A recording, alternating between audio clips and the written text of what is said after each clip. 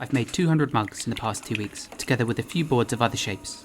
After making so many of the same piece, the steps of throwing each become a real routine. The clay is quickly centered, opened up, which I do here by gliding my thumb and index finger towards me. I don't particularly like obvious spirals in the bottoms of my pieces, so I flatten them with the side of my thumb, whilst also making sure the corner, where the floor meets the wall, is practically a right angle. This way there's no excess clay trapped within the base portion of the pot that would end up making the piece feel bottom heavy, whilst also being unavailable to pull up into the walls, thus limiting how tall you can actually pull them up.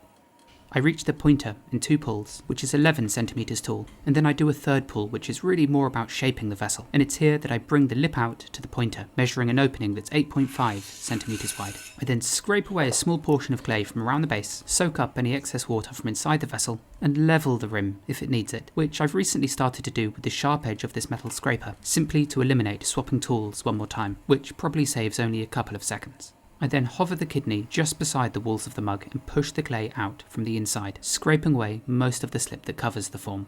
The rim is then chamois leathered smooth and the pointer is lifted up and out of the way. This way when the mug is wide through and picked off, there's less chance of the 2 parts colliding.